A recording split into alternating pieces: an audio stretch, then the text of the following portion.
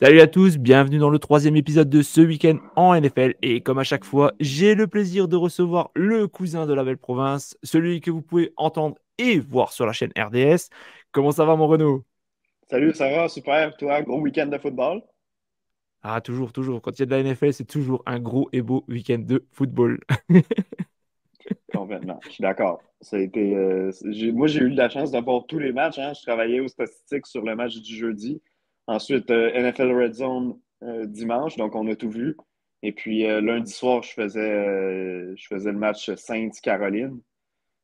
Donc en fait, il m'a manqué, disons, les trois premiers quarts de Pittsburgh contre Cleveland. Sinon, j'ai pas mal tout vu ce qui s'est passé. Ah, je vais t'avouer, t'as un métier qui fait rêver, quoi. Pour un Ouais, sou de la ouais, non, NFL comme ça, je suis être bien, je payé, suis c'est... bien, je suis bien. Ah, il n'y a pas à se plaindre, je pense. Eh bien, écoute, cette semaine encore, on a 16 matchs à pronostiquer. Et pour les petits nouveaux, je rappelle qu'ici, on ne se contente pas de faire une simple preview. Ici, on aime se compliquer la vie, puisque en plus de vous donner nos impressions, nos pronos, on note les games selon leur intérêt afin de vous aider à bien choisir votre match. D'ailleurs, petit récap pour ceux qui suivraient à l'audio uniquement. Un pour les matchs raclés et les purges en tout genre. 2 pour les games à intérêt limité. 3 pour les matchs moyens. 4 pour les bons matchs. Et 5 là où les affiches de la semaine. Et d'ailleurs, à la fin de l'épisode, je vous donnerai les deux équipes qui vont s'affronter pour le prochain Super Bowl car j'ai eu une révélation. Mais ça, je vous le dirai après. Direction la première série du dimanche, puisque désormais vous pouvez retrouver la preview du Thursday Night dans l'émission du Micro Libre le mardi à 21h en direct et sinon à la réécoute, soit sur YouTube ou sur votre plateforme de MP3 favorite. Premier match que l'on va s'intéresser, on attaque directement parce qu'il pourrait être une des meilleures games. Les Lions accueillent les Falcons. Gros duel entre deux franchises qui pourraient prétendre aux playoffs. Alors Renaud, est-ce que tu es aussi motivé que moi pour cette game?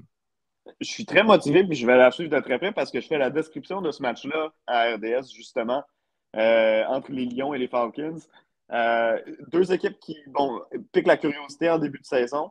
Les Falcons qui ont réussi à gagner leurs deux premières parties. Les Lions, bon, qui ont perdu en prolongation contre Seattle en fin de semaine, mais quand même qui sont une équipe, évidemment, que tout le monde va avoir à l'œil au cours de la saison. Une équipe qu'on sait qui va être capable de marquer des points cette saison. Je trouve qu'il y a un bon choc là, puis je trouve surtout qu'il y a un très beau défi pour les Falcons d'Atlanta parce que oui, à 2-0, c'est bien, ça commence, mais c'est pas vrai que tout le monde est en train d'embarquer dans le bandwagon. C'est pas vrai que Desmond Ridder a eu l'air d'un carrière élite dans ses deux premières parties. Il fait des jeux avec ses jambes. Écoute, il s'en tire bien, il réussit à gagner le match au final, mais s'il ne met pas les chiffres sur le tableau non plus, puis on ne peut pas dire qu'il est la raison principale pour laquelle les Falcons ont du succès. Donc, je trouve que c'est un beau défi pour cette équipe-là. C'est une équipe qui devrait s'améliorer de semaine en semaine, les Falcons. Donc, j'ai hâte de voir leur progression. Là, ils ont leur plus beau défi là, du début de saison en Détroit. Puis pour Détroit, ben, tu ne veux pas échapper l'opportunité de gagner un match contre les Falcons parce qu'avec la fin de saison que tu as eue l'an dernier et avec tout le hype, si tu veux, qu'il y a eu autour de ton équipe durant le off-season, si tu es les Lions de Détroit, cette année, tu penses être une équipe qui n'échappe pas les matchs contre des équipes comme les Falcons d'Atlanta, qui sont en théorie une équipe inférieure. Donc, je suis intéressé par ce match-là. 4 ballons sur 5 pour moi sur cette partie-là. Ouais, je te rejoins sur la note 4 sur 5. D'ailleurs, je vous dis qu'on ne s'est pas consulté avant. Je tiens à préciser au cas Ouais. où. J'avais même caché mes notes histoire de ne pas influencer. Moi, je te Je- rejoins. Alors, Moi aussi, je cache toujours tes choix quand je fais mes sélections. voilà. Alors, très beau match en perspective. Moi, j'ai plutôt partir sur les Lions parce que d'ailleurs, je sais pas si, si vous avez vu la stat passée, c'était notamment lors du Red Zone, il parlait que Jared Goff avait été, je crois, il est rentré dans le top 4 des quarterbacks à avoir euh, le plus fait de passes sans être intercepté. Mhm. Donc, je sais pas si tu avais vu cette stat, je crois qu'il était Ouais, ouais, ouais. troisième ou quatrième de l'histoire de la NFL. Troisième, voilà. Ouais. Voilà, donc comme quoi, ça peut être un quarterback fiable. En face, tu as Desmond Ridder, comme tu dis. Bon, bah, pour l'instant, 19 sur 32, 237 yards la semaine dernière. Bon, alors, tu vois les stats, tu te dis, ouais, ok, mais c'est vrai que c'est pas. Je pense pas que le salut des Falcons va passer par eux. Je partirais plutôt sur le jeu au sol avec Bijan Robinson Mhm. notamment. Puis tu as Ouais. Tyler Algier en plus. Ouais. Tu as quand même des cibles de choix.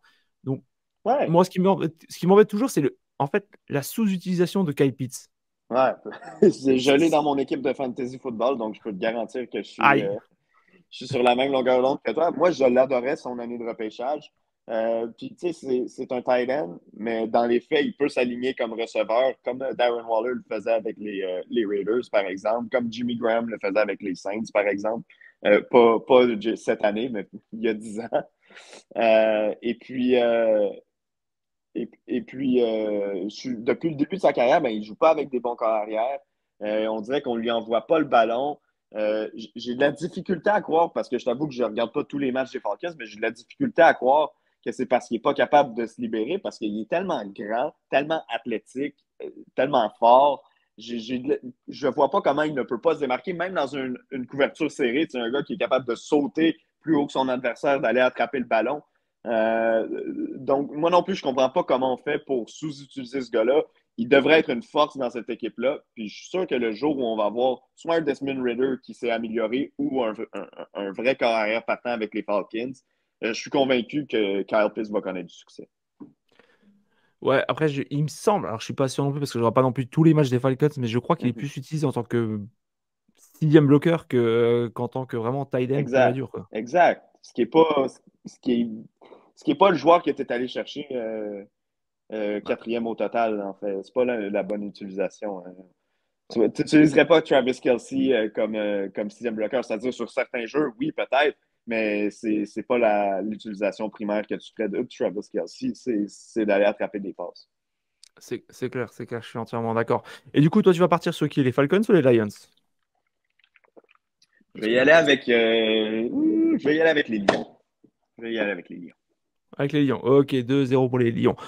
Match numéro 2, ça se passera à Minneapolis. Les Vikings, 0 victoire, 2 défaites, accueillent les Chargers, 0 victoire, 2 défaites. Note de 3 pour ma part, note de 3 aussi pour toi. On a là deux des équipes les plus maladroites pour l'une et les plus malchanceuses pour l'autre. Alors, je sais que c'est la week 3, mais est-ce que l'on peut pas déjà dire malheur aux vaincus? Ouais, écoute, deux équipes qui déçoivent en début de saison, ça c'est sûr et certain. Euh, je suis pas certain de qu'est-ce que l'expression malin ou vaincu. Comment tu Malheur l'as aux dit? vaincus, en fait, ça veut dire que celui qui Ouais. perd, c'est fini. Ah oui, ok, ben ouais, écoute, avec 0-2, effectivement, c'est une équipe qui se creuserait un gros trou. Surtout pour les Chargers, j'ai envie de le dire parce que, ben, je le dis, je pense que je le répète à tous les épisodes, mais il y a tellement de bonnes équipes dans l'AFC que tu peux pas te creuser un écart en début de saison.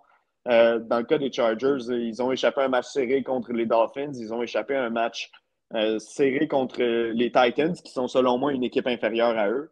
Euh, puis, tu sais, j'aurais envie de dire, ah, je vais donner une chance aux Chargers. Ils ont bien joué, puis ils l'ont échappé en fin de match. J'aurais envie de dire ça, mais le problème, c'est que ça fait, depuis que je regarde le football, c'est l'histoire des Chargers. Il y a toujours quelque chose, ils trouvent une façon de perdre leur match. Ils l'ont encore fait en fin de semaine contre le Tennessee. Donc, moi, ça me fait peur un peu de parier sur les Chargers en ce moment, même si c'est une équipe qui, moi, personnellement, je les aime puis j'aime les regarder. Du côté des Vikings, l'année dernière, on le sait, 11 victoires par la marge d'une possession. Donc, la fiche, selon moi, au final, à la fin de la saison, était un peu boostée. C'est une équipe qui ne s'est pas vraiment améliorée en aucun point durant le off-season. Donc, personnellement, je vais y aller avec les Chargers dans ce match-là. Les Vikings, je m'attends pas nécessairement à des flamèches. Ils ont une attaque qui est capable de faire des dommages, mais leur défense n'arrête rien. C'est pas une équipe améliorée, puis le jeu au sol va nulle part là, depuis le début de la saison. Et oui, il est où Dalvin Cook? Il est où Dalvin Cook? J'ai envie de dire. En plus, moi, il y a une stat que j'avais relevée côté Chargers, c'était le taux de conversion en troisième tentative qui est misérable. Il est de 2 sur 14. Ce qui Mhm. est, voilà. C'est atroce. Voilà, on est d'accord là-dessus. Les Vikings, bon, c'est vrai que l'année dernière, comme tu dis, comme tout le monde l'a dit, c'est vrai qu'il y avait énormément de chance. Après, la chance ne fait pas tout, mais bon, c'est vrai que notamment le match contre Buffalo, on est tous d'accord, là, c'était vraiment un cul bordé de nouilles, on appelle ça chez Ouais. nous. Ouais. Moi, je vais partir sur les Vikings parce que t'enlèves les bourdes qu'il y a eu, mais vraiment les bourdes bêtes, ils Mhm. étaient en mesure de gagner le match. Oui, Et contre comme les tu, Eagles. Ouais. Et quand tu vois Justin Fields, par contre, qui à chaque fois en fin de match, et c'est vrai qu'on avait commenté un peu le match il y a 2 semaines contre les Dolphins, Mhm. on s'est rendu compte, enfin moi je me suis vraiment rendu compte à ce moment-là que le gars, quand il arrive en fin de game, qui doit sortir le ou les jeux ou le drive, tôt ou tard, il va se planter. On parle de Herbert? Justin Herbert, oui. Ouais, ouais, ouais, ouais. Non, ben oui, exact. Puis c'est comme ça depuis qu'il est dans la NFL. Donc, les entraîneurs passent, hein, mais ça se répète. Moi, je suis pas un fan personnel de Brandon Staley. Contre les Dolphins, je trouve qu'il est arrivé avec un mauvais plan de match. Il n'a jamais envoyé d'aide au corner qui couvrait Tyreek Hill. Et on n'a jamais doublé Tyreek Hill, alors qu'évidemment, ça a été le joueur par excellence probablement de toute la NFL lors de la première semaine d'activité. Euh, pour un gars qui est réputé pour ses plans de match, personnellement, je trouve pas ça impressionnant. Je pense qu'on est tous d'accord là-dessus. Eh ben écoute, on quitte le Minnesota pour le Wisconsin. Les Packers, une victoire, une défaite, vont affronter les Saints de la Nouvelle-Orléans. Alors Renaud, quel est ton avis sur le match et comment vois-tu ces deux franchises après 2 semaines? Je vais commencer avec les Packers. Ils ont perdu leur match, évidemment, contre les Falcons. Ça a été un match qui a été serré jusqu'à la toute fin. Il y a quelques erreurs qui leur ont coûté cher. Par contre, je vais dire ceci. Lors des 2 premiers matchs, Christian Watson était absent. Et lors du dernier match, David Bakhtiari, leur bloqueur à gauche, et Aaron Jones, leur porteur de ballon, était absent aussi. Euh, Jordan Love, c'est pas un gars avec énormément d'expérience. Là, tu lui enlèves quand même énormément d'atouts autour de lui. Puis les receveurs des Packers, règle générale, sont jeunes. Hein. Watson, c'est sa deuxième saison. Romeo Doubs, deuxième saison. Jaron Reed, qui a marqué 2 touchés ce week-end. C'est une recrue. Donc, on- dans les faits, je pense qu'on peut leur donner ce qu'on appelle un mulligan, donc un passe droit pour cette semaine. Je pense qu'ils vont rebondir. D'ailleurs, je te le dis tout de suite avant de te parler des Saints, mais moi, je pense que les Packers vont remporter ce match-là. Du côté des Saints, ben écoute, je t'ai parlé des Panthers tantôt. Moi, avant qu'on entre en nombre, donc j'étais à la description du match Saints-Panthers hier. Euh, oui, on est capable d'avancer le ballon chez les Saints, mais et même si on a été en mesure de marquer des touchés à la fin du match puis de gagner ce match-là, euh, c'est pas évident dans la zone payante pour eux. On s'est rendu 2 fois à la ligue de 1 en première demi. Les 2 fois, on est sorti avec des placements. La semaine dernière, ça avait été difficile aussi. Tu sais comment que ça fonctionne. Si tu traverses le terrain au complet 4 fois dans le match, mais que tu ne marques pas de toucher, ça va être difficile. Hier, on a affronté les Panthers, qui sont une bonne défense, mais qui ont une attaque qui ont redonné le ballon aux Saints tout le match. Je suis encore sur mon appétit des Saints. Oui, ils ont gagné leurs 2 premiers matchs, là, mais c'est pas une équipe de laquelle je suis encore 100% convaincu. Hmm. Bah, écoute, moi j'ai plutôt partir sur les Saints. Moi j'avais donné la note de 4 pour le match. Ouais. Alors, j'ai pas suivi en détail la game, j'ai plutôt regardé le résumé. Alors, faut pas oublier Mhm. aussi que côté Saints, il manque Alvin Kamara qui est encore suspendu, je crois, pour 4 Oui. matchs, si je raconte pas de conneries. Ouais. Ensuite, il y a un autre truc. Alors, j'adore Derek Carr, tout le monde le sait. J'adore ce gars et je lui souhaite que du bonheur et de réussir Mhm. à la Nouvelle-Orléans. Je pense peut-être aussi qu'il y a peut-être un petit souci encore au niveau en termes d'automatisme pour le quarterback, histoire de retrouver vraiment les bonnes connexions avec ses différents receveurs. Je pense que ça pourrait peut-être être aussi le truc qui fait que les Saints ne sont pas encore assez efficaces en zone rouge. Alors, je sais pas si tu Ouais. partages mon avis. Ouais, puis écoute, hier, là, quelque chose que j'ai remarqué pendant qu'on faisait le match, puis c'est l'analyste qui travaillait avec moi, Samuel Giguère, qui a joué avec les Colts d'Indianapolis. Euh, il y a une dizaine, même une quinzaine peut-être d'années maintenant, euh, qui, euh, qui nous disait les Saints traversaient le terrain au complet en courant le ballon. Puis une fois dans la zone payante, on essayait de passer le ballon. Au lieu de se fier à ce qui donnait du succès à notre attaque pendant le match, on changeait le plan de match une fois qu'on arrivait dans le red zone. Euh, Puis on a perdu Jamal Williams aussi dans ce match-là. Donc on l'a dû remplacer par Tony Jones Jr., qui est un joueur, je vous en voudrais pas si vous ne le connaissiez pas. Hein. Moi-même, je ne le connaissais pas vraiment avant le match. Le matin même, il n'était pas supposé jouer. Finalement, bon, il y a un blessé qui n'a pas pu jouer, donc on l'a inséré dans l'alignement. C'est un gars qui est dans la NFL depuis 5 ans, mais qui n'a jamais couru pour plus que 143 verges dans une saison complète.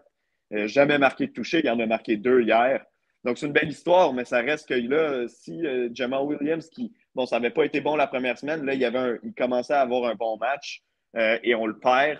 C'est une arme de moins pour les Saints. Personnellement, je vais y aller avec les Packers dans ce match. Ok, ok. Sortez les fouets, les menottes. Il est temps de s'intéresser à même à notre premier match fessé de la semaine. Les Jags accueillent les Texans. Alors, est-ce que selon toi, on doit déjà définir un mot de passe pour dire stop? Parce que les Texans, au vu de la week 2, moi personnellement, j'ai peur. Je suis même très, très inquiet. Ouais, ben ça va vraiment mal. Et dis-toi qu'ils n'ont pas de choix de première ronde. Du moins, ils en ont un, mais ils n'ont pas leur choix de première ronde au prochain repêchage. Contre les Jaguars qui, je suis encore sur mon appétit. L'attaque n'a pas été très efficace contre les Chiefs la semaine dernière. Puis on a quand même laissé les Colts être dans le match jusqu'à la toute fin, la semaine 1. Mais quand même, sur papier, là, les Jaguars sont nettement supérieurs aux Texans en tout point. Il n'y a aucune raison que Jacksonville devrait échapper ce match-là.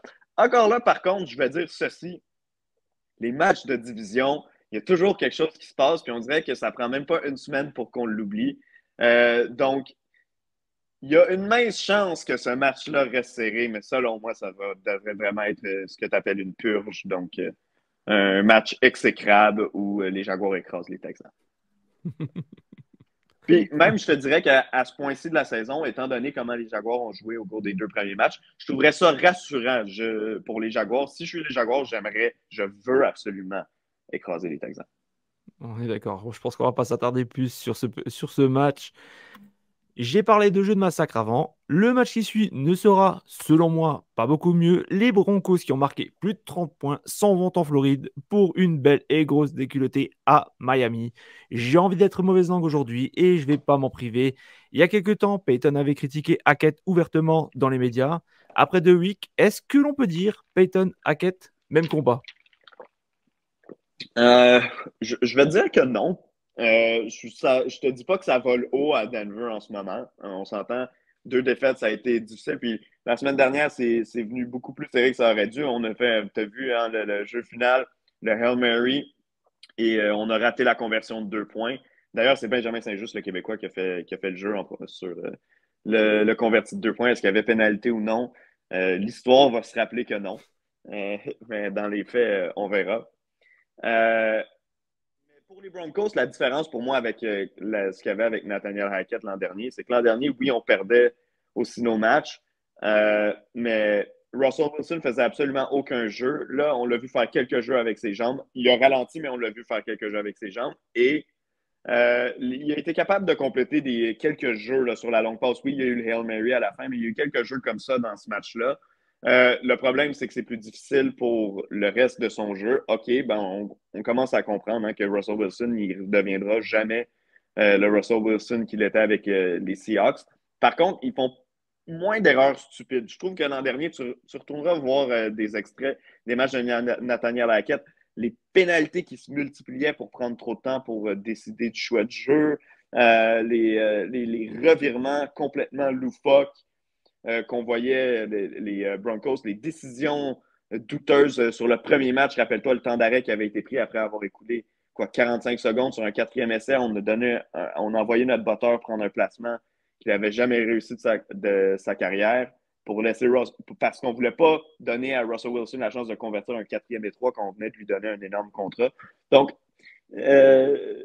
non, pour moi, c'est différent. C'est peut-être mieux géré à Denver.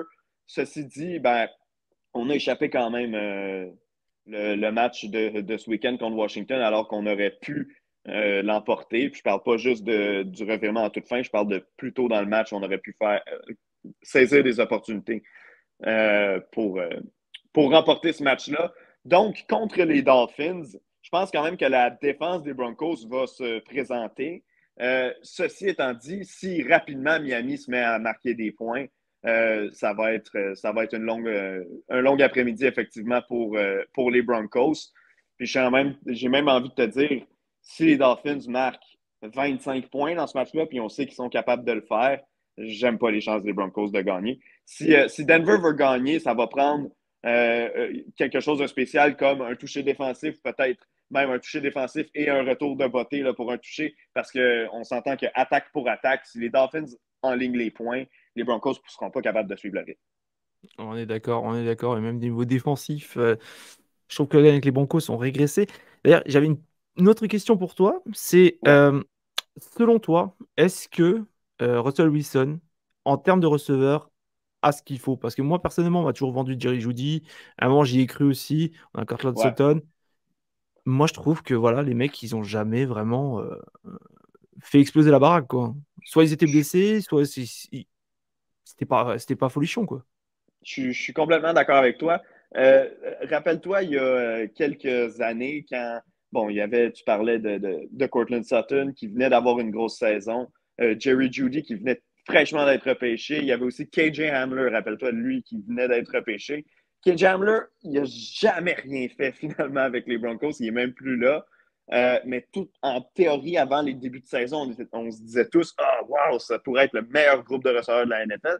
Puis finalement, ben, je veux dire comme toi, Jerry Jeudy, il s'est fait une réputation d'échapper des ballons depuis le début de sa carrière. Euh, il y a eu beaucoup de blessures qui ont affecté ce groupe de receveurs-là aussi. Donc, finalement, tu as raison, ce n'est pas un grand groupe de receveurs. Ceci étant dit, on ne peut pas dire qu'il n'y a personne pour faire des jeux. Puis, le problème aussi, c'est qu'on le voit que c'est la prise de décision sur certains jeux qui est le problème avec Russell Wilson. Parce que parce que c'est pas toujours des ballons échappés. C'est pas vrai qu'il l'envoie toujours dans les mains. Il y a des fois où c'est pas la faute des receveurs, c'est tout simplement que Russell Wilson fait le mauvais jeu ou qu'il est plus en mesure de faire avec ses jambes les jeux qu'il faisait en troisième essai. Combien de fois avec le Seattle, il convertissait des troisièmes essais en courant près des lignes de côté puis en sortant du terrain? Il est plus capable de faire ça. Il se fait rattraper avant de pouvoir se sauver. Euh, non, je me souviens plus quelle était la question initiale, mais Bah, non, est-ce que ça tu fait le trouves tour qu'il est avec le bien? groupe. Ouais, est-ce Ouais, que avec autour le de lui. groupe. Non, c'est ça. Écoute, c'est pas un groupe d'élite, mais on peut pas dire qu'il est pris avec rien autour de lui. Il y a quand même des joueurs capables de performer. J'aime mieux son groupe autour de lui, par exemple, que le groupe que Bryce Young a avec les Panthers ou le groupe que CJ Stroud a avec les Texans, par exemple. Ce sont des Ouais, vraies mauvaises équipes, là. c'est pas faux, c'est pas faux. C'est pas faux. Je suis entièrement d'accord avec toi. Donc, je pense qu'on est d'accord par contre sur une autre chose, c'est qu'on va pas, on va dire tous les deux victoire des Dolphins. Ouais, victoire des Dolphins. Oui. On a parlé de fessées, on a parlé de menottes et de jeux de massacre. Voilà bien quelque chose qui, j'en suis sûr, devrait plaire à un certain joueur dont on taira le nom. Direction l'Ohio pour la game entre les Browns et les Titans. J'ai mis personnellement 3. J'ai vu que tu as aussi mis la note de 3. Alors, ça Ouais. pourrait être un match sympa. Il y a du positif des deux côtés. Est-ce que l'on doit s'emballer pour cette game ou est-ce qu'on doit l'éviter selon toi? Si vous êtes un partisan de l'équipe, ça va être un bon match. Si vous ne savez pas quoi regarder ce week-end, écoutez, moi, je vais garder un œil sur ce match-là, même si je serai occupé sur un autre. C'est deux bonnes défensives. Je pense qu'ils l'ont montré depuis le début de la saison. On s'attendait à ce que ce soit deux bonnes défensives aussi, donc ça, c'est une bonne nouvelle. Du côté des Titans, on était inquiet, rappelle-toi, pour Ryan Tannehill après la première semaine. Je ne te dis pas qu'il a joué comme un joueur digne d'un MVP, mais quand même, on a vu un Ryan Tannehill plus près de celui qu'on voyait les dernières années avec les Titans dans le match contre les Chargers. Il a été capable de mener son équipe à la victoire dans un match où pas beaucoup de gens leur donnaient la victoire d'ailleurs. Moi, le premier, j'étais convaincu que les Chargers allaient gagner ce match-là. J'ai un peu monté ma note de respect, si tu veux, pour les Titans du Tennessee. Finalement, il va peut-être y avoir une course avec les Jaguars hein, dans cette division-là, alors qu'on ne donnait pas cher de leur peau il y a une semaine. Tandis que les Browns, pour moi, ont perdu de façon inacceptable le match d'hier. Je veux dire, combien d'opportunités ils ont eu. Et ils ont donné le match à la fin avec bon, l'échappée qui a été retourné par les Steelers. Et rappelle-toi, au début du match aussi, ça a commencé avec une interception retournée pour un touché. Donc, combien d'erreurs il y a eu qui auraient pu être corrigées et qui auraient donné la victoire aux Browns? Leur défense, elle était au rendez-vous. Ils ont donné un gros jeu à George Pickens. Fait qu'au final, tu te dis, là où les Browns ont perdu le match, c'est l'interception retournée.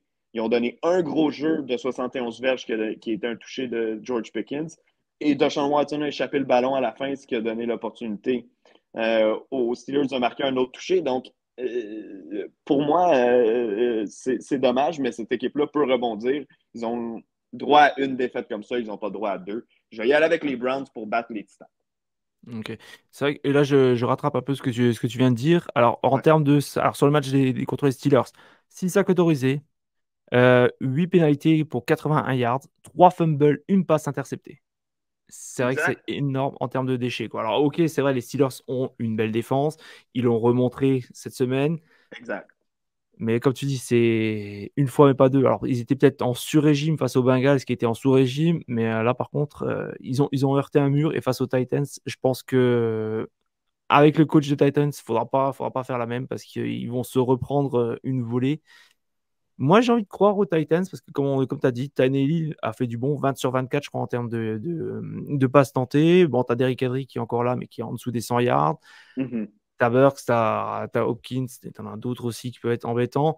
T'as une défense qui va chercher le turnover. J'ai envie de dire Go Titans pour ce OK. match-là. OK. On verra. Le match suivant, par contre, j'ai le sentiment qu'en termes de suspense, on sera loin d'un film de Hitchcock, mais plus proche d'un massacre à la tronçonneuse. Les Commanders reçoivent les Bills. Moi, ma note est de 1. Les Commanders ont gagné les 2 premiers matchs, oui, mais ils ont gagné parce qu'ils ont joué des équipes plus faibles qu'eux. Buffalo a corrigé Las Vegas en week 2. Cette semaine, ça sera un nouveau match cupcake pour eux. Alors, Renaud, est-ce que tu es d'accord avec moi? Dis-moi tout. Je t'avoue, je suis surpris moi-même par la note que j'ai donnée au match, mais j'aurais pas donné un 1 comme toi. Je pense que après coup, j'y repense. Peut-être que j'aurais dû donner 3 ballons à ce match-là, mais je trouve qu'il y a quand même un certain intérêt parce que, bon, les Bills, on le sait, ça a été décevant contre les Jets. L'attaque n'a pas fait le boulot contre les Jets, qui était une grosse défense à la première semaine d'activité. On a perdu le match. La semaine dernière, bon, c'était les Raiders. C'est pas une équipe que j'ai très haut en estime. Dès qu'on a commencé à les distancer, on n'a plus regardé en arrière. Puis ça a été une balade dans le parc. Maintenant, les Commanders, c'est un beau défi parce que c'est encore une belle unité défensive, comme un peu celle des Jets. Donc, il va y avoir de la pression sur Josh Allen. Ils ont des choses à prouver parce que les Bills, tu t'en rends compte probablement en ce moment, mais il y a beaucoup de gens qui, on dirait, qui ont baissé un peu leur niveau d'estime de cette équipe-là parce que, ben, moi, je le dis le premier, je ne trouve pas que ça a amélioré au cours de la saison nord. Donc, donc, moi, je pense que c'est un défi pour Buffalo, non seulement de battre les Commanders, mais est-ce qu'ils sont capables de découper les Commanders? Est-ce qu'ils sont capables de marquer 30 points offensifs sur les Commanders? Euh, pour moi, on va avoir beaucoup de réponses sur les Bills dans ce match-là. Puis pour Washington, ben, tu l'as dit, ils ont gagné leurs 2 premiers matchs contre des équipes inférieures. Là, ils ont l'opportunité de dire, hey, est-ce qu'on est capable de battre une équipe que tout le monde considère comme une bonne équipe? Donc, je vois un match-up intéressant. Peut-être que je me suis emporté à 4 ballons, là, mais un 3 ballons certain, ça aurait fait la job. Moi, écoute, les Bills ont quand même encore une bonne défense. Il faut leur reconnaître. La O-line des Commanders, je vais être vulgaire, elle est à chier. Ouais. Ils ont pris. OL a pris 10 sacs en 2 matchs, notamment Mhm. contre les Cardinals. Alors, ok, les Broncos, tu peux comprendre un peu. Contre les Cardinals, c'est pas non plus des pass rushers top élite. On s'entend. Franchement, j'ai très peur. Puis, moi, je suis pas convaincu par cette équipe. C'est pour ça que je vais pas dire plus loin. Je vais pas enfoncer plus le clou. Je vais dire Buffalo parce qu'ils m'ont Parfait. convaincu, ils m'ont convaincu la semaine dernière, quoi. Parfait. Moi, j'attends encore des réponses des Bills. Je veux les voir contre des meilleures défenses. Avant-dernier match de la première série, duel AFC, les Colts vont dans le Maryland pour affronter les Ravens. Il y a 2 semaines, j'aurais mis un bon 1, et après 2 weeks, je vais pas dire que je m'enflamme, mais est-ce que les Colts ne seraient pas meilleurs que ce à quoi on s'attendait en début de saison? Oui, mais ce match-là, moi, j'ai mis 3 ballons comme toi. Ces 3 ballons-là assument que Anthony Richardson va être le carrière partant des Colts dans le match. Il s'est blessé, a dû quitter la dernière rencontre pour une commotion cérébrale. Donc, on verra si, en fait, c'est en marquant son deuxième touché au sol du match qu'il s'est blessé au deuxième quart, si je ne me trompe pas. Donc, dans la mesure où à 100%, ce serait lui qui commencerait le match, oui, moi, c'est un match que je vais surveiller. Ben écoute, Richardson contre Lamar Jackson, hein, je pense que juste dans le nom, on le voit, Richardson, on voit le côté athlétique qui nous fait penser à Lamar Jackson. Donc, duel de carrière intéressant. beau défi pour les Colts parce que les Ravens présentent évidemment une bonne défense. Et de l'autre côté, ben, les Ravens assument probablement qu'ils sont une meilleure équipe que les Colts, mais c'est une équipe qui est lente là, à se mettre en marche en début de saison. Oui, on a été capable de s'en tirer contre Cincinnati la semaine dernière, mais Cincinnati ne montre pas une grosse opposition depuis le début de l'année. Donc, on dirait que j'attends encore un match signature, si tu veux, de Lamar Jackson et des Ravens. Ils ont peut-être l'opportunité de le faire là, contre les Colts. Hmm. D'ailleurs, il me semble que bah, côté Ravens, il y a encore eu des blessures. Je crois qu'il y avait Ouais, Odell ben, Beckham. J.K. Dobbins, évidemment. Ouais, et Odell Beckham aussi, il me semble qu'il Ouais, s'est exact. blessé. Ben, exact. Puis, moi, j'étais impressionné en plus parce qu'il connaissait un bon début de match la semaine dernière, Odell Beckham. Ce que moi, je ne m'attendais pas nécessairement. Je pensais vraiment qu'il était fini. Puis là, c'est dommage ben, de le voir tomber au combat, évidemment. Est-ce que selon toi, on va encore le revoir? Parce que là, ça fait nouveau 2 matchs et une blessure. À l'époque des Rams, ça a fait quoi? Ça a fait les playoffs et quelques matchs Deux avant, ans, des ouais. blessures. Ouais. Ouais. Il y a eu un an entre les deux hein, aussi. Voilà, oui. Puis, On commence peut-être à se poser la question, est-ce que c'est pas fin de carrière pour lui, quoi, hein, parce que ben oui, ben c'est peut-être que aussi le corps sera plus capable de suivre à un certain moment. Hein. je Ben, ça crois, je serait crois. dommage, hein, mais c'est des choses qui arrivent au football. Mm. Mais écoute, moi en tout cas, je crois aux Ravens quand même. Ça reste de la grosse défense, il y a du jeu, il y a du monde pour réceptionner les ballons dans Lamar Jackson aussi. Donc je vais partir clairement sur les Ravens pour moi parce que je crois en cette équipe cette saison. J'y vais aussi avec les Ravens. Ok.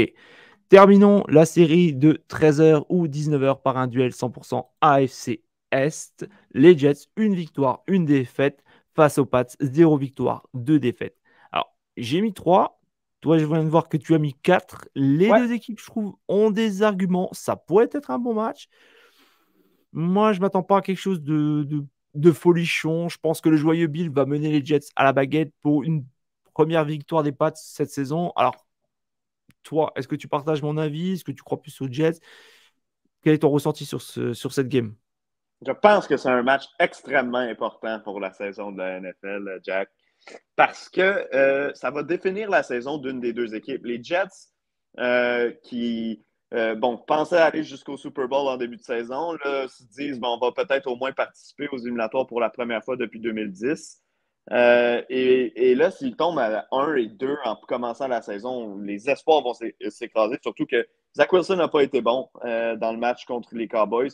Le, il a lancé 3 interceptions, puis je sais que c'est pas complètement de sa faute, là, mais aussi, il a été chassé tout le match par Micah Parsons. Micah Parsons a peut-être connu en fait, a assurément connu un des meilleurs matchs de sa déjà belle carrière. Il a passé toute la soirée à le frapper, tout l'après-midi, pardon, à le frapper. Donc, c'était pas un match facile contre Dallas pour Zach Wilson, mais quand même, il n'a pas livré la marchandise. Il a fait une belle passe qui était touchée à Garrett Wilson, mais c'est surtout les qualités athlétiques de Garrett Wilson qui ont mené à ce toucher-là. Donc, je ne suis pas impressionné. Ceci étant dit, ils ont une bonne défense, puis la défense a fait quelques jeux intéressants contre l'attaque des Cowboys. Le contenu, pour le temps qu'elle a été capable de le faire, parce qu'elle a passé beaucoup de temps sur le terrain. Et de l'autre côté, mais les Patriots, c'est peut-être l'équipe 0-2 la mieux équipée de la ligue. Quoi qu'il y ait les Chargers, quoi qu'il y ait les Bengals aussi qui rentrent là-dedans, mais qui ont le mieux paru dans leur match. Contre les Eagles, on est passé à quelques jeux près de gagner le match. Puis contre les Dolphins, ben, on avait le ballon dans les mains avec la possession d'une seule possession à l'intérieur des 2 minutes du quatrième quart. Donc, cette équipe-là, euh, moi, je n'ai pas encore tout à fait abandonné sur eux, surtout considérant la situation où Aaron Rodgers est tombé et puis à voir comment il y a des bonnes équipes qui ont mal débuté leur saison. Je pense que pour les Patriots, il est encore temps de se rattraper, mais à 0-3, ça va être très difficile de garder le même entrain. Personnellement, je vais y aller avec les Patriots, mais je pense qu'on va avoir un bon match défensif dans cette partie-là. Hum, hum, hum. Je vais partir sur les Patriots aussi, pas forcément parce que c'est mon équipe, mais je sens que le joyeux Bill, il va faire péter les plombs aux Jets. Il va y arriver, c'est sûr et certain. Il a déjà le plan l'année dernière quand on a gagné 2 matchs. Oui, vas-y. J'allais dire, Bill Belichick, oui, contre tous ses rivaux de l'AFC Est, évidemment, il prend des doubles mesures, là, si on veut, pour être sûr de bien s'assurer. Mais soyez sûr d'une chose, il n'y a aucune équipe pour laquelle il arrive mieux préparé que quand il joue les Jets. Fait, à cause de l'historique et à cause des séquences de victoires que les Pats ont eues contre les Jets, Bill Belichick, l'équipe qui veut battre le plus à tout prix toujours, ce sont les Jets de New York. Donc, il va arriver prêt. Je crois aussi, c'est pas pour faire offense aux Jets, mais là, je pense qu'ils ont quand même pris un gros coup au moral après le match, enfin, après la perte de Aaron Rodgers. Mhm. La semaine dernière, on a vu quand même les Cowboys qui étaient quand même en domination. Facile même, facile contre eux. Donc, c'est pour ça, moi, je vais aller avec les Patriots parce qu'ils vont avoir un plan. J'ai presque envie de dire, c'est déjà écrit d'avance, quoi. C'est victoire pour les Pats, quoi. Ouais, ben écoute, les deux défenses sont efficaces, mais je regarde les deux attaques et même si c'est pas l'attaque la plus dynamique, celle de Mac Jones et Patriots, je la prends avant Zach Wilson n'importe quand.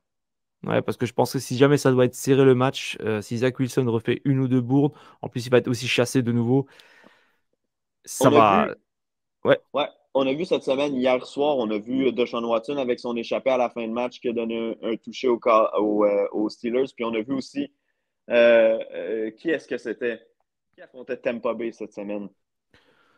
Tampa Bay. Alors attends, de mémoire, je vais regarder ça. Enfin, de mémoire. J'ai fait tous les matchs, donc je t'avoue que des fois, j'en perds des bouts. Mais bref, Shaquille Barrett a marqué aussi un touché sur un revirement à la porte des buts. Zach Wilson, c'est son genre de faire ce type de revirement en fin de match. Tu as l'opportunité d'aller gagner le match, puis à la place, tu lances un pick six ou tu échappes le ballon à la porte des buts.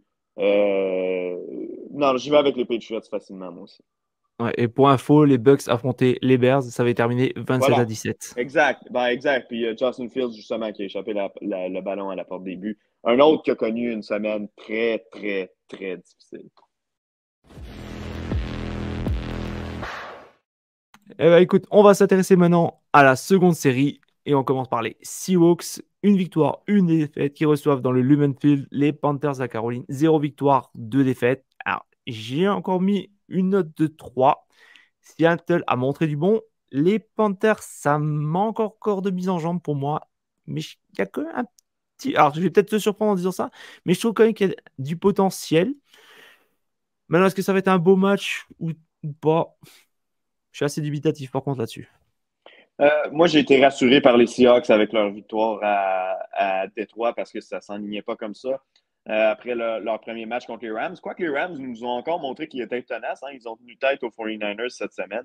Euh, euh, Voilà mon constat pour ce match-là. Seattle, je les ai vus gagner un match puis bien paraître puis faire exécuter contre Détroit, tandis que les Panthers, je les ai vus hier puis il n'y a rien qui exécute.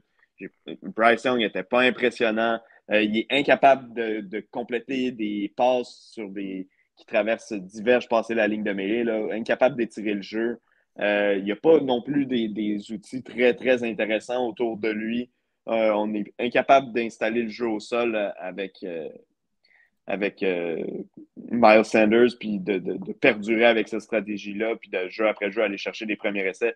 Donc, c'est tellement peu dynamique comme attaque. Puis oui, ils ont des morceaux intéressants en défense, puis ils ont une défense intéressante, mais ils n'ont pas non plus une défense d'élite de la NFL. Donc, pour moi, j'ai pas plus ou moins d'intérêt là, pour ce match-là, parce que je pense que les Seahawks vont assez facilement disposer des Panthers. Ouais, il y a quand même il y a quand même des meilleurs éléments. Et puis c'est vrai que quand tu regardes au niveau à la réception pour les Panthers, le meilleur Hier, c'est c'était. Adam Thielen qui était le plus visé, puis c'est plus Adam Thielen des belles années au Minnesota. On est d'accord, 54 yards pour cette réception et un touchdown. Derrière, tu as Ubar pardon, et Mingo qui sont à Mhm. 34 et 26 yards. Ouais, c'est assez inquiétant quand même. Et contre un vieux de la vieille de comme Pete Carroll qui aura aussi, il aura son plan. Et puis en face, t'as quand même un des meilleurs duos de receveurs. Ah, c'est victoire des Seahawks pour moi, hein, clairement. Ouais, moi aussi. Comme je te dis, c'est pas vraiment un match qui va attirer mon attention le week-end prochain. Ceci étant dit, si Bryce Young et l'attaque des Panthers, il y a enfin une petite chimie qui se développe, oui, je vais aller porter attention aux reprises de ce match-là. Mais sinon, pour moi, c'est un match que je vais regarder les faits saillants allongés sur YouTube. Puis ce sera ça. Est-ce que selon toi d'ailleurs, parce qu'on en parlait avant l'émission, est-ce que tu penses peut-être que Bryce Young, c'est pas peut-être un souci psychologique? Il s'est peut-être mis une barrière ou quelque chose qui fait que, parce que quand tu vois son visage sur les fins Ouais. de game et tout, comment il est fermé, l'attitude qu'il a, est-ce que c'est pas peut-être justement, il arrive peut-être pas encore à se mettre dans le bain? Est-ce que tu penses que ça peut être peut-être la réponse? Ben, il avait l'air nerveux hier, là. Ça, c'était clair. Puis c'était un match à domicile, hein. C'était pas sur la route. C'était le premier match des Panthers à la maison. D'ailleurs, j'ai appris que ça faisait 6 ans que les Panthers n'étaient pas allés à Monday Night Football. Et là, participer à un match de grande écoute comme ça, il avait l'air nerveux. Ça se passait pas bien en début de match. Puis à un certain point, il s'est aligné derrière, en shotgun derrière son garde au lieu de son centre. Puis c'est Miles Sanders ou Chuba Hubbard, peu importe, qui l'a poussé puis qui a dit Hey, t'es pas au bon endroit. Ça avait l'air d'un jeune joueur nerveux. Donc, ouais, il va falloir qu'il prenne sa confiance tranquillement. Mais à un certain moment donné, si t'es pas capable d'étirer le jeu, si t'es pas capable de compléter tes passes au-delà de diverges, ça va être difficile de t'installer dans la NFL. Puis surtout, tu es un premier choix au total. Tu n'es pas le suppléant qui doit rentrer à cause d'une blessure puis à qui on demande la simple base. Là, on s'attend à ce que tu sois capable quand même avec le talent limité. On ne s'attend pas nécessairement à des résultats en termes de match, mais on s'attend à avoir une progression sur le terrain. Puis présentement, il n'y en a pas. Bon, bah écoute, on dit tous les deux Seahawks, donc match peut-être à voir. Au pire, regardez-moi le résumé. Si vous êtes un partisan des équipes. Voilà. On part maintenant dans l'Arrowhead Stadium. Les Chiefs, une victoire, une défaite, accueillent les Bears, zéro victoire, deux défaites. Et moi, j'ai deux questions pour toi. Mhm. Est-ce que les Chiefs t'ont rassuré et est-ce que les Bears ont encore un espoir? Non, les Chiefs m'ont inquiété dans leur match contre les Jaguars. De un, Travis Kelce, on le voit qu'il n'est pas à 100%. Oui, il a attrapé un touché dans ce match-là. Il a été capable de faire quelques jeux, ça va. Mais on voit que c'est pas présentement un joueur qui est assez en forme pour être un receveur numéro un dans une équipe où tu as un KR qui s'appelle Patrick Mahomes. Puis les joueurs autour, bon, tu vois, un Sky Moore, par exemple, a mieux paru dans ce match-là que lors de la semaine numéro un, mais quand même, l'attaque n'a pas généré énormément contre les Jaguars. Euh, En revanche, la défense a bien fait. Donc, ça, c'est un aspect positif contre l'attaque des Jaguars qui, on le sait, est capable d'être explosive. Donc, non, je ne suis pas encore totalement confiant aux Chiefs. Ceci étant dit, je trouve que le match de cette semaine, qui est contre, je pense qu'on peut s'entendre, l'adversaire le plus faible qu'ils ont croisé depuis le début de la saison, après les Lions et les Jaguars, ben là, on va pouvoir voir les vrais Chiefs. Parce que si les Chiefs ont de la difficulté à inscrire 20 points contre les Bears, ben là, on va commencer à se poser de vraies questions sur la progression de cette équipe-là ou sur les atouts qu'ils ont. Et il va falloir sérieusement qu'ils commencent à peut-être penser à compléter une transaction ou à aller chercher un autre joueur comme cible pour Patrick Mahomes parce que les joueurs présentement ne font pas le travail. Puis Travis Kelce, ben, il n'est pas à 100%. Puis j'ai même envie de te dire, Travis Kelce, à l'âge où il est rendu, à n'importe quand, ça pourrait frapper. Il peut commencer à ralentir. Donc, moi, je ne suis pas encore convaincu par les Chiefs. Je leur donne la victoire dans ce match-là contre les Bears. Selon moi, il n'y a aucun doute parce que Justin Fields, ça ne va pas du tout depuis le début de la saison. Euh, mais j'ai envie de voir les Chiefs marquer 40 points. J'ai envie de voir les Chiefs être capables de marquer plusieurs touchés, d'arriver sur le terrain puis de mettre l'adversaire hors de portée avant le milieu du quatrième quart. Là, tu comprends? Mhm. Ouais, t'as envie d'une victoire convaincante, quoi. Écrasante et Exact. convaincante. Exact. Ouais, je pense qu'on est d'accord là-dessus. Est-ce que l'impact défensif, est-ce que tu crois que ça peut être l'arrivée, enfin le retour de Chris Jones peut avoir fait que toute la défense est passé un cap? Ben, c'est sûr et certain que Chris Jones, hein, c'est un des meilleurs joueurs, un des meilleurs plaqueurs défensifs. Donc, ben oui, évidemment, son retour fait du bien au Chiefs. Puis pas seulement son aspect de joueur, de ce qu'il fait sur le terrain, mais aussi tout ce qu'il y a autour. Hein, l'aura, comment tout le monde doit être plus confiant quand lui est sur le terrain. Donc, évidemment que ça aide, mais il y a des joueurs qui font des jeux. Jarius Sneed, ça fait quelques saisons qu'il est avec les Chiefs. Comme demi-coin, mais moi, on dirait que ça m'impressionne à chaque fois. Son premier match, je me souviens, son premier match en carrière, c'était un choix. tardif au repêchage. Il avait fait une interception contre les Texans de Houston à son premier match en carrière. Puis depuis ce temps-là, il s'est établi comme un joueur fiable chez les Chiefs.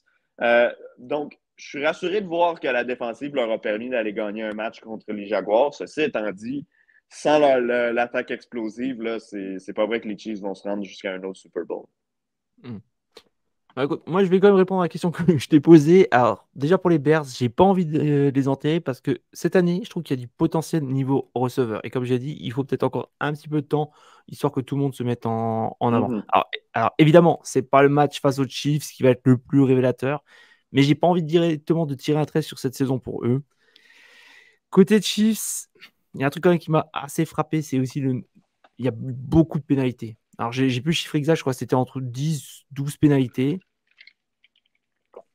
Euh, Ouais. et comme toi, je vais attendre vraiment une victoire de prestige face aux Bears parce que sinon, il y aura peut-être de quoi s'inquiéter offensivement parlant. Ouais, vraiment. Puis écoute, chez les Bears, moi, je sais pas à quel point tu étais embarqué dans le hype de début de saison, mais j'ai regardé dans le wagon hier, là, puis il restait plus beaucoup de gens dans le train des Bears. Le Justin Fields, bon, c'est bien beau les jeux au sol et tout, mais on voit aucune progression de sa part comme passeur. Et c'est pas parce que ces gars sont pas ouverts et c'est pas parce que la ligne lui donne pas toujours du temps. Il y a certaines séquences où on l'a vu avoir énormément de temps, avoir un receveur complètement ouvert dans la zone début, dans un jeu où la pression, ça ne menait pas du tout. Et ce jeu-là, d'une certaine façon, somehow, s'est terminé avec un sac du corps. Donc, non, je ne suis pas impressionné par eux en ce début de saison. Puis je m'attends à ce que les Chiefs gagnent ce match-là. En fait, pour moi, il n'y a aucun doute que les Chiefs vont gagner ce match-là. Mais ce que j'observe, c'est vraiment la manière dont ils vont le gagner. Je pense qu'on est d'accord là-dessus. Dernier match de 16h25 ou 22h25, les Cardinals, 0 victoire, 2 défaites, vont recevoir les Cowboys de Dallas, 2 victoires, 0 défaite. Je ne vais pas tergiverser plus longtemps, les Cards se sont bien battus, mais là, clairement, la note est 1. C'est même, enfin, on est d'accord, c'est obligatoire de mettre cette note-là. Dallas a été jusqu'à présent impeccable selon moi. Je ne vois pas comment les Cardinals pourraient même rivaliser avec les Cowboys dans ce match. Non, écoute, je suis complètement d'accord. Puis le pire, c'est que j'allais te dire, jusqu'à la mi-temps du match contre les Giants, ok, j'allais te dire, les Cards ont tenu tête aux Commanders jusqu'à la toute fin, mènent 20-0 contre les Giants à la mi-temps. Joshua Dobbs faisait des jeux comme corps arrière. Puis j'allais dire, bon, évidemment, pas que les Cards avaient été une bonne équipe, on s'entend tous là-dessus, mais de dire, ah, au moins, ils sont capables d'être compétitifs. Et là, il y a eu la deuxième demi où Joshua Dobbs a été invisible, où il n'y a rien qui s'est passé en attaque. On s'est fait remonter, on a perdu le match contre les Giants. Et là, les Cowboys qui arrivent, si Micah Parsons s'est amusé contre les Jets, il va s'amuser aussi contre les Cardinals. Je dis comme toi, ça va être un festin pour les Cowboys. Il n'y a aucune chance que les Cards soient dans ce match-là. Match suivant, vous la sentez la bonne purge. Las Vegas Raiders, une victoire, une défaite face aux Steelers avec le même bilan. Ça va être laid, ça va être potentiellement défensif. D'ailleurs, franchement, de vous à moi, je serais même pas étonné que l'on ait droit à plus de pick six que de TD offensifs. Alors, Renaud, comment tu le sens ce Sunday night? Ouais, c'est pas le genre de duel que j'apprécie voir lors des matchs en soirée. Je sais que pour toi, c'est pas un problème parce que c'est au milieu de la nuit, donc ça t'évite de te taper un mauvais match. Mais pour nous, quand c'est un match isolé comme ça du reste de l'horaire, on s'attend à avoir des bons duels. Puis même avant le début du calendrier, personne ne s'attendait à ce que les Raiders soient une bonne équipe cette année. Donc c'est basé strictement sur le fait qu'il y a une rivalité historique entre les deux équipes. The Immaculate Reception, qui est un jeu historique bien connu de cette rivalité-là entre les Raiders et les Steelers. Ceci étant dit, la raison pourquoi j'ai mis 3 ballons, c'est que je vais surveiller quand même quelque chose dans ce match-là. C'est quelque chose chez les Steelers parce que moi, les Raiders, j'ai pas d'intérêt pour cette équipe-là cette année. Mais chez les Steelers, bon, premier match, on s'est fait traverser par les 49ers. Il y avait TJ Watt qui avait connu un bon match, mais c'est à peu près tout. Et là, hier, on a créé énormément de revirements. Tu as fait le bilan tantôt du match de Deshaun Watson. Et on a réussi à créer un jeu explosif qui nous a donné un toucher offensif, celui de Pickens. Donc, je ne dis pas qu'on a eu une grande soirée à l'attaque, mais notre défensive nous a donné des terrains courts. Puis c'est un peu ça le football des Steelers s'ils veulent gagner. Puis l'attaque aura à progresser au fur et à mesure que la saison va avancer, ça c'est sûr et certain. Mais présentement, c'est ça le Steelers Way. Dans ce match-là, moi, je pense qu'ils vont gagner, mais ce qui m'intéresse, c'est ça. Est-ce que cette attaque-là va progresser semaine après semaine? Après la semaine 1 contre les 49ers, c'est un désastre. Hier, on a réussi à créer des étincelles. Est-ce que là, contre les Raiders, on est capable de connaître un gros match offensif? Euh, c'est la progression de Pittsburgh qui retient mon attention. Pour Vegas, je n'ai pas vraiment d'intérêt pour l'équipe. Mais si les Steelers échappent ce match-là, ils vont tomber dans mes équipes aussi auxquelles je ne serais pas capable de faire confiance. Et en plus, ça tombe bien, je voulais te poser justement la question, est-ce que, à ton avis, est-ce que tu crois en Kenny Pickett? Ben, force est d'admettre que pour l'instant, c'est pas impressionnant. L'an dernier, plus d'interceptions que de passes de toucher. Seulement 8 passes de toucher. Puis je sais qu'en deuxième moitié de saison, les Steelers ont connu un peu plus de succès. Puis que Kenny Pickett paraissait un peu mieux qu'en début de saison.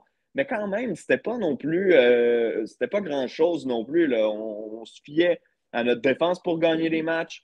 On a couru avec le ballon énormément. Ça fait partie de l'identité des Steelers, c'est sûr. Mais moi, en ce moment, je te dirais, c'est que je ne suis pas nécessairement encouragé par son début de saison. Je ne suis pas rassuré par son début de saison. Je lui donne encore du temps. De toute façon, les Steelers n'ont pas quelqu'un vers qui se virer immédiatement. Donc, je garde confiance, mais je suis d'accord avec toi, je commence à avoir des drapeaux rouges. On est d'accord.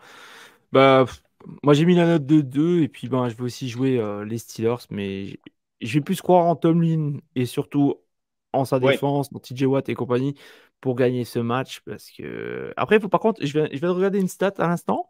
Alors, Mhm. peut-être quelqu'un me corrigera au cas où si je me suis trompé, mais je crois que pour l'instant, les Raiders ont accordé 0 sac.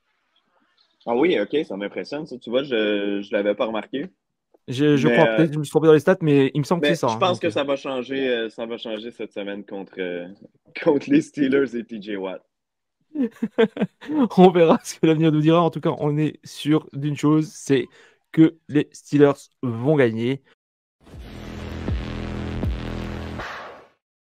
On passe maintenant au match de lundi soir. Et cette semaine encore, la NFL va nous gratifier d'un double Monday Night. Alors, ça commence à 19h15. Les Bucks reçoivent les Eagles.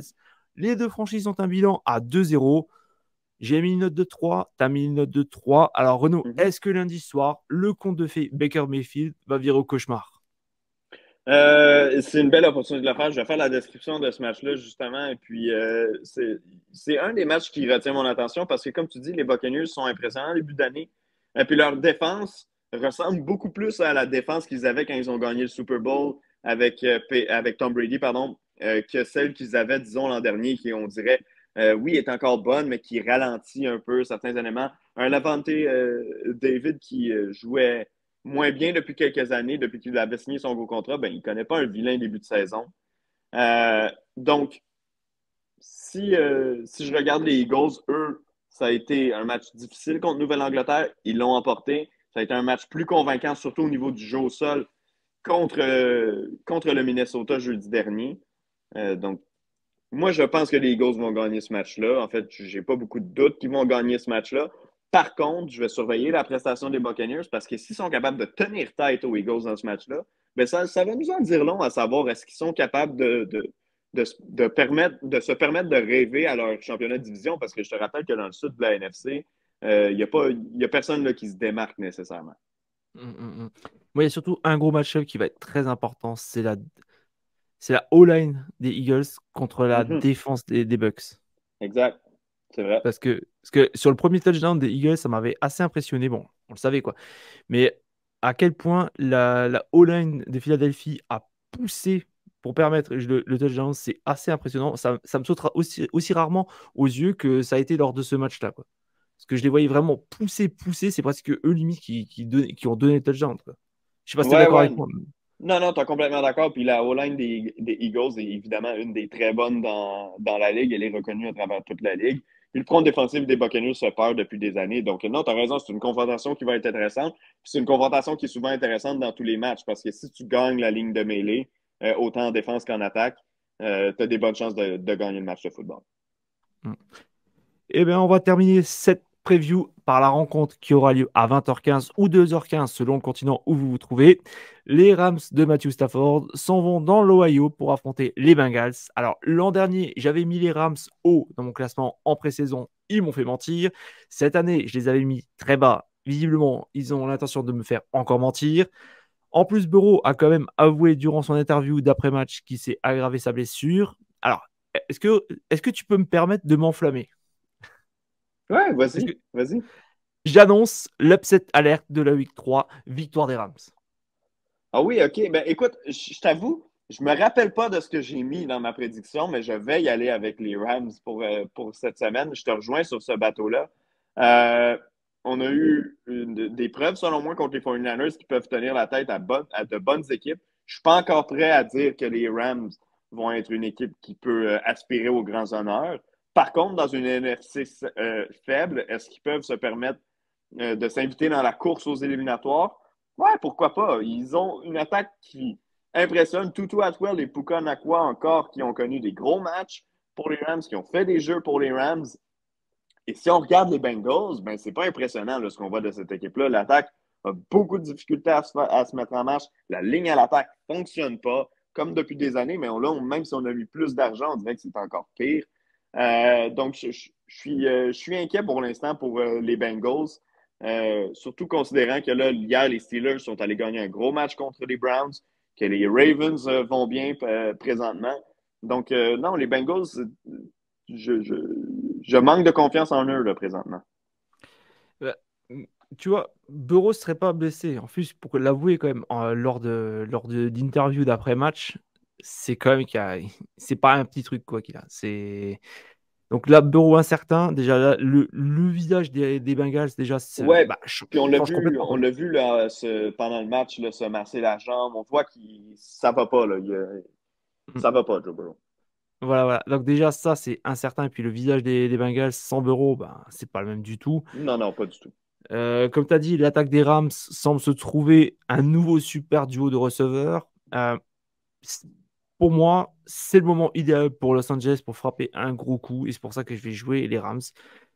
Parce que bah, les Bengals, ça manque encore de cohésion. Donc, Mhm. si Burrow n'aurait pas été blessé, j'aurais peut-être dit, OK, ça pourrait peut-être se jouer. Ça va être dur, mais j'annoncerai la victoire. Mais là, non.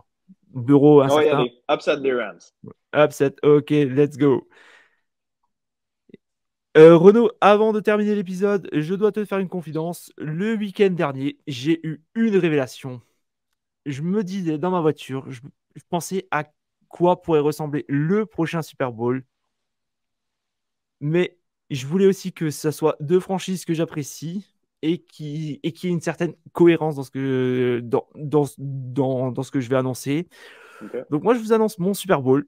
Donc le dimanche 11 février 2024, la ville de Las Vegas accueillera le match entre les 49ers de San Francisco et les Miami Dolphins. Ça, c'est mon Super Bowl. Ah, ça, c'est un bon choix. Ça, c'est un bon choix. Mais écoute, les Dolphins sont ultra impressionnants depuis le début de la saison. L'attaque qui fonctionne après régime contre les Patriots, la défense qui a fait des gros jeux également. Donc là, je pense qu'à Miami, les gens peuvent commencer à y croire. Puis pour les 49ers, ben, c'est la job de démolition hein, qui se poursuit contre les Steelers. Ça a été bon. Dans le dernier match, je suis pas prêt à dire que c'est négatif parce qu'ils ont parce qu'ils ont bon, eu de la difficulté, disons, à battre les Rams. Je suis plus impressionné par les Rams que d'autres choses dans cette situation-là. C'est les Rams qui sont plus compétitifs qu'ils devraient. Puis les 49ers, au final, ils l'ont gagné ce match-là. Donc, ouais, deux excellentes équipes. Puis, hey, ce serait un bon match dans un beau stade aussi à Vegas qui accueillerait son premier Super Bowl. Ah, je suis sûr que tu capoterais. Ouais, J'imagine, ça va te faire plaisir, ça cette me ferait révélation. plaisir, ça me ferait plaisir. Je me garde encore du temps pour trouver Pas, mon pas match-up. de souci, pas de souci. J'étais dans ma voiture, j'étais en train de réfléchir. Je me disais, oh, tiens, ça. Après, je dis, ouais, non, peut-être pas cette équipe. Et après, je me suis dit, attends, les 49ers, j'aime bien. Les Dolphins, j'aime beaucoup leur jeu. Je dis, allez, Ouais. on va, let's go. Pour moi, ça sera le Super Bowl. C'est la fin de ce troisième épisode. Merci à toi, Renaud, d'être venu. Mais merci à D'ailleurs, toi de m'accueillir encore. ah bah, c'est toujours un plaisir, tu le sais bien, tu es toujours le bienvenu. Et d'ailleurs, tu fais partie de l'équipe, je le rappelle, au cas où, si certains Yes. n'étaient pas au courant. D'ailleurs, est-ce que tu peux nous rappeler sur quel match tu seras sur RDS cette semaine? Oui, absolument. Donc, à 13 h, heure du Québec, je serai sur Lyon contre Falcons. À 16 h, ce sera les Chiefs de Kansas City contre les Bears de Chicago. Et lundi soir, ce sera les Eagles qui jouent contre les Buccaneers. Donc, c'est les trois matchs sur lesquels je vais travailler cette semaine. Ok, bah écoute, pour ceux qui ont la chance de pouvoir t'écouter, allez-y, faites-vous plaisir, c'est sur RDS, on vous conseille. Merci à tous de nous avoir suivis. On vous souhaite une bonne semaine de NFL. N'hésitez pas à vous abonner, liker, partager, commenter et activer les notifications. C'est important et ça fait plaisir. Prochain rendez-vous demain avec la petite école du foot US et notre coach Mario. Nous, on se donne rendez-vous jeudi prochain pour la week 4. Sur ce, ciao la team!